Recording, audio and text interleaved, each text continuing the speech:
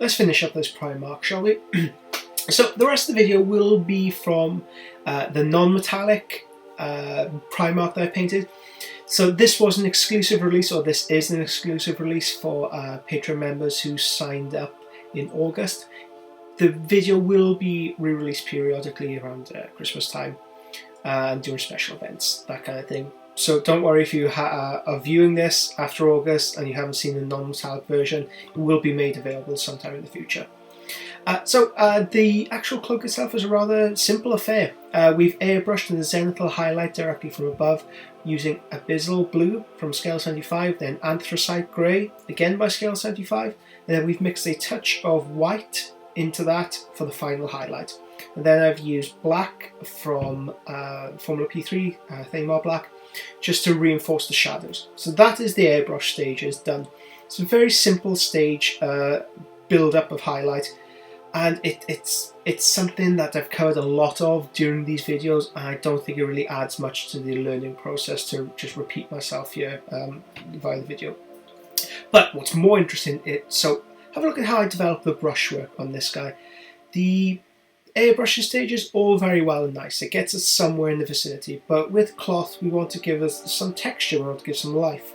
So you can see I've splayed the bristles out slightly on my brush, and I'm sweeping the brush back in a back and forth movement. Now, because the scale 75 paints, they airbrush beautifully, and they are acrylic paints to be used with a wet palette or just a palette. So we can match up the colours exactly. We don't need to do any weird colour nuances or any weird colour matching. We can just use exactly the same colours that we've used. So for this, I've put down anthracite grey on my palette, and I've got some ivory by Vallejo. I don't want to use pure white because that will give some very unusual highlights and reflections. The ivory has a touch of yellow in there. It's more nuanced. It's just a much more natural looking colour, especially when it comes to cloth. So my initial highlight is just using anthracite grey with the splayed out bristles to give texture to the piece, and then I'm building up that highlight by increasing the amount of ivory in the mixture.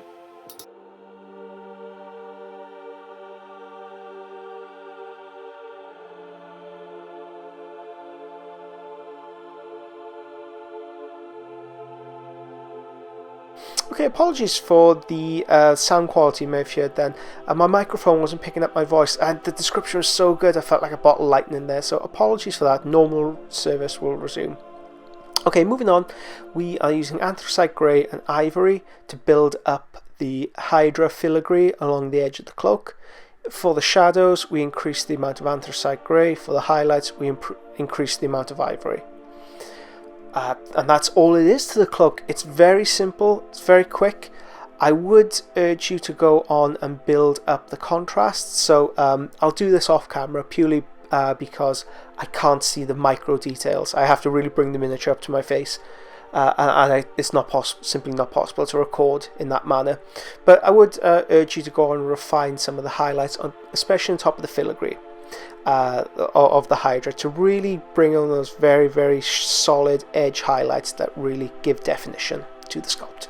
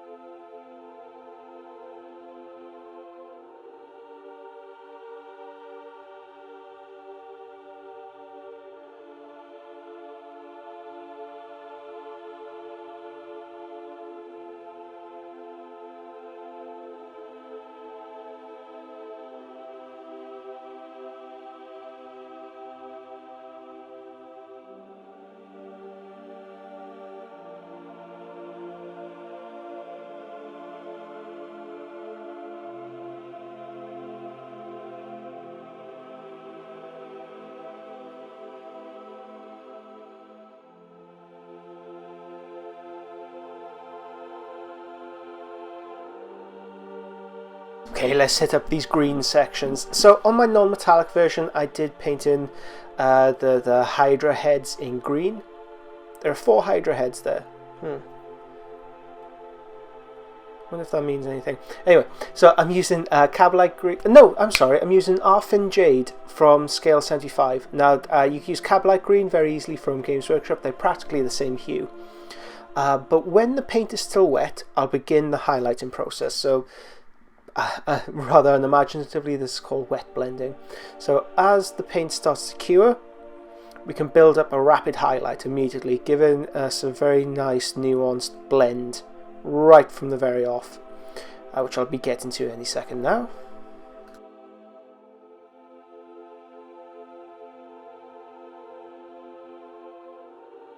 Okay, I finally got there. So as you can see, the paint isn't dripping wet. It has been allowed a few moments to cure. It isn't so wet that when we move the brush over the top, it removes any of the underlying paint. Instead, what we're doing is kind of like rubbing the paint in with one another.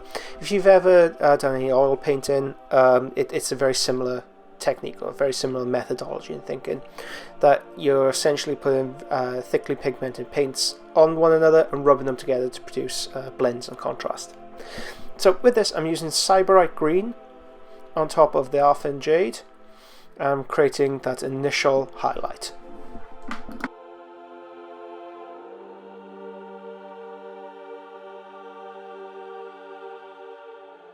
Okay, as it dries further, I can introduce more Cyberite Green to enhance the highlighted effect. Once it's almost fully dried, so it often dries quickest on the very extremities, so this is where we could begin the highlighting process yet again on these hard-edged highlighted portions. So again, Cyberite Green until Cyberite Green mixing in top of the edge highlights to produce a clearer and a stronger Cyberite Green. Okay, the next step here, I've mixed some Sol Yellow into my Cyberite Green. I've begun edge highlighting what I've done previously, so building on what I've just done to create a sharper highlight. To finish off, I'll mix Ivory for those very top specular highlights, where those pinprick highlights, where the light is strongest, that has the strongest focus.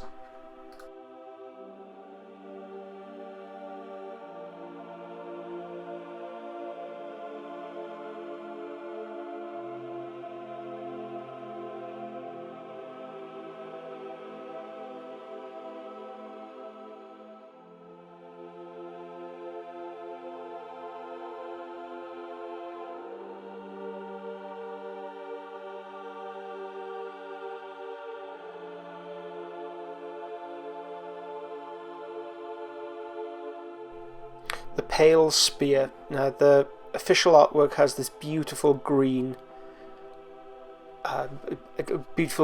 embossed polearm to it that I want to replicate here. So similar process. Arfin Jade goes down first, and while it's still drying, I'll be introducing Cyberite Green with more yellow mixed into it. So you can see here. So Cyberite Green goes on first. And pay attention to how I flick the brush back and forth. You can see how the further down I mix the paint, the more of the underlying Arfin Jade comes through. Here I'm just softening the edges. So a bit more Cyberite. But pay attention to how I use the brush. How I use the tip of the brush initially just to add those very fine highlights. Next up, now that the paint is cured and dried fully, I start to build up the reflection point. So again, using Cyberite Green and that same brush movement back and forth, back and forth. This in part produces texture, and it also gives kind of like a metallic look to the piece. So I'm increasing the amount of Cyberite. I'm using some more yellow in here to build up the highlight, and then I'll eventually end up with white.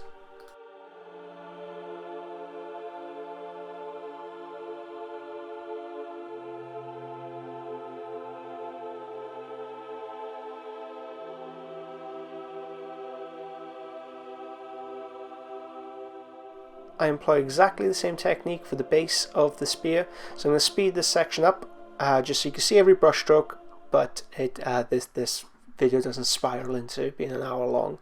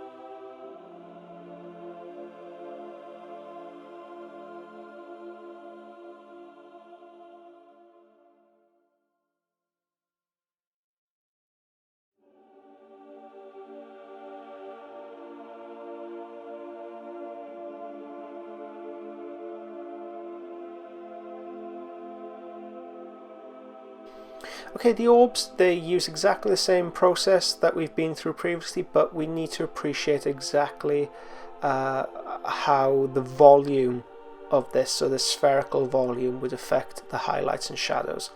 So it would be worth have a look at the airbrushing essentials guide, and I talk you through simple exercises to build up your understanding of volume and trigger control with your brush. But this exercise, it's mainly developed is mainly there to develop your sense of volume. That means producing an artificial. So when we look at a 2D image, how do we know that some objects are spherical and some objects are just simply flat circles? Well, the artist tricks our eye into producing artificial volume, and that's exactly what we're doing here. So we're using Cyberite Green just at the top of the sphere to produce the initial highlight, and then we're kind of creating a semicircle underneath it, and then we'll blend them all together. Again, talking about this I feel like an idiot, but you can see exactly what I'm doing on the screen.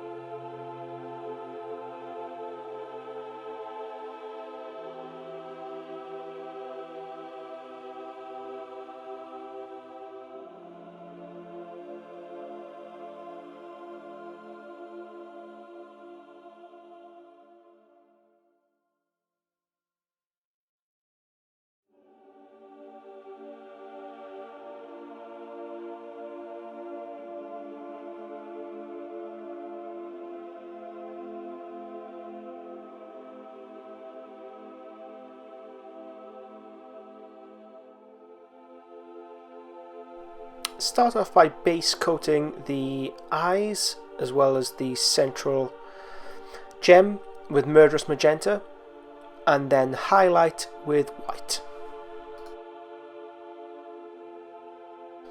Water down the magenta with water, and then glaze it over the metallic in the front of the gorget. Blah. It also feels like it should be a silent T there, gorget. Anyway, and the surrounding area of the crystal. This will give the effect of a glow or the metallic picking up on that magenta inner crystal.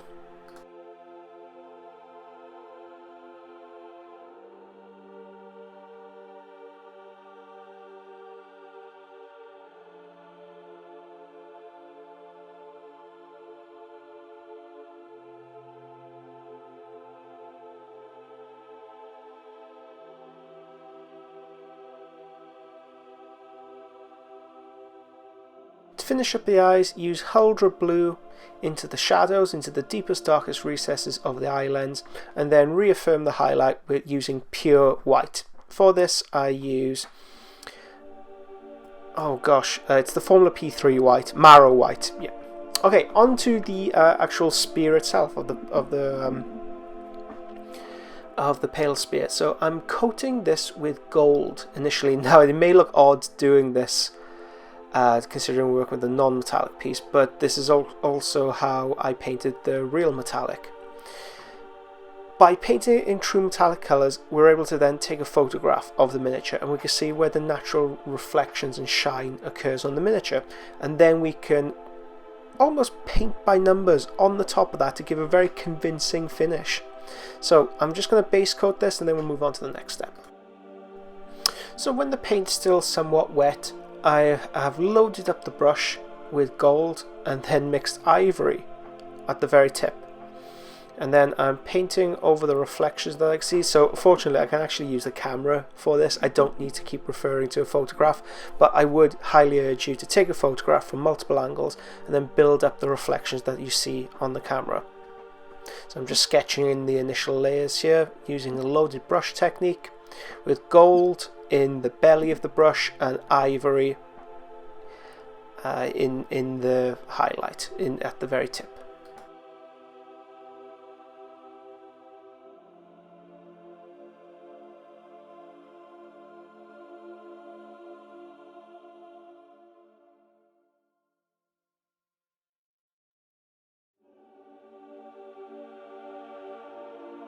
Okay, I'm increasing the amount of white in the mixture. So sorry, I should be saying I'm using ivory, Vallejo ivory, but in my head it's a white equivalent. So all this time with the spear I have been using ivory, not white. So very sorry for the confusion there, but I've built up, I've increased the amount of ivory in my mixture just to reinforce the highlights.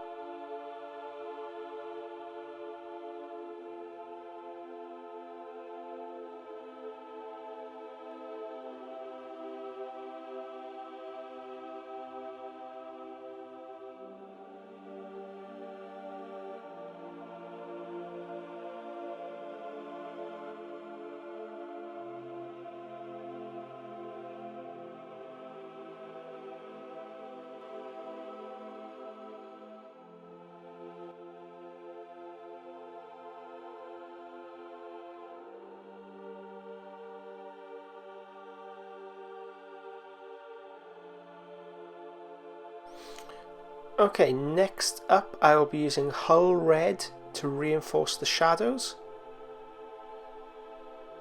and also give a touch of saturation to the pale spear.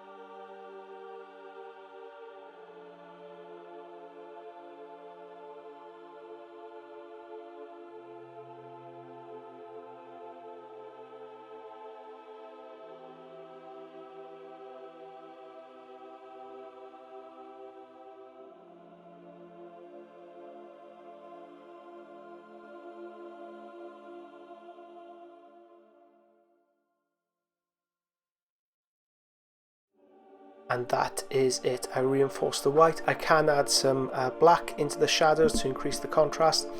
Now, more often than not, you don't really want to mix up metallics and non-metallic paint schemes, because they'll always end up looking a bit odd. Now, I know because this is a very unusual spear, this is a very otherworldly spear, I don't mind that kind of oddness about it. I kind of want to draw attention to that. So if there are slight metallic pigments in the non-metallic version, fantastic. If there's an overall feeling of a non-metallic effect on this for the real metallic Alfarius, phenomenal, great. I want to give that otherworldly impression. Okay, and that is it. That is the concluding part of the Alfarius. Thank you very much. If you do paint your own Alfarius using this tutorial, please, please, please send me photographs. I would love to see progress. And if you have any difficulties, please contact me. I'm here to help. Thank you very much. I'll catch you next time.